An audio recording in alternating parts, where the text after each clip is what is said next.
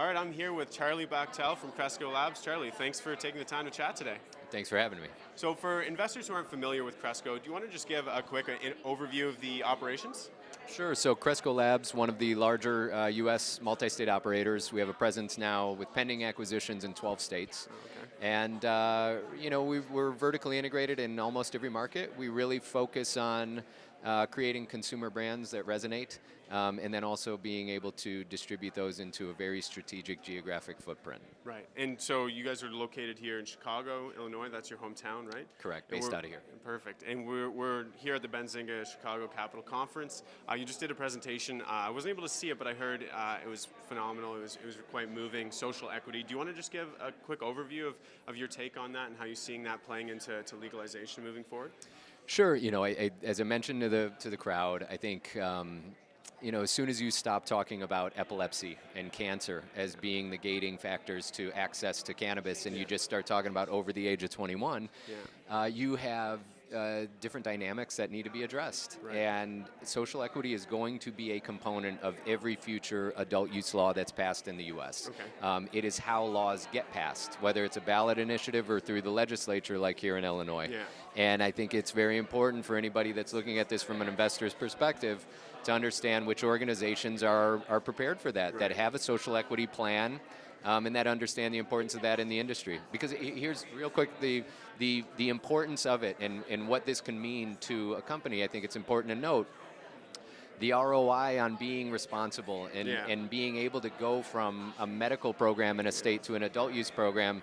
Illinois is going to go from a $250 million medical program to a $2 to $4 billion adult use program. Yeah. So there's ROI in being responsible and thinking about this the right way. Absolutely. And how is Cresco positioning yourselves? Do you want to just touch on that quickly? Sure. We've always, even from the foundations of Cresco, rooted in developing community projects. Yeah. Okay. Even in the medical programs, it was letters of support from mayors and county executives and your lot line neighbor. Everything, right? That's awesome. Workforce development plans, give back programs. So now it's a furthering of that initiative to include communities that have been most disparately impacted by the war on drugs over the years. So absolutely. Expungement fairs, et cetera. And that really should be what the rollout looks like. That has to be taken into consideration.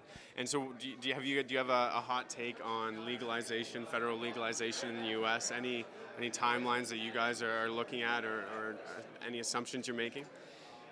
I don't have a crystal ball, No. but I like the progress that we've seen. Yeah. It's unfortunate. I think with a lot of moving parts in the industry, the importance of the House passing the SAFE Act got a little overshadowed by the vape issue that came out almost simultaneously. Yeah, unfortunately. That shouldn't be minimized. Yeah, okay. The fact that a piece of cannabis legislation has made it through one side of the House is incredible. Yeah. So I think we're going to continue to see progress there. Yeah. Indications are positive that could be, has support in the Senate. And we'll see where that goes in the next, 12 to 18 months. Awesome, excellent. And so switching gears more on the operations side, do you want to talk about some of the big acquisitions, I think, Trike, and how that plays into your brand strategy? Obviously in the U.S., the branding is all part of the game. Yeah, for us, as I mentioned at the beginning, the strategic geographic footprint is critical. Yeah. People always had asked us, how do you build a national brand on a state-by-state basis? And the answer is, you have the most strategic state footprint that you can have. You only have states that are meaningful. So what are your top 3 or 4 states that you guys absolutely have to own? I think Illinois, again, from the beginning, our entire footprint is with purpose. Yeah. We don't have any states that aren't important. But I think what you're going to see here in Illinois being the 5th largest state in the country with a regulated adult use program is going to be really important. California is an important market, but Arizona, Nevada, New York, Florida, those are all important markets. Absolutely. And so looking forward, just final question, I'm sure you've got lots of other meetings on the go. What are some of the big catalysts for Cresco Labs in the coming quarters? Catalysts are the closing of the pending transactions, furtherance of that SAFE Act, that coming through the Senate.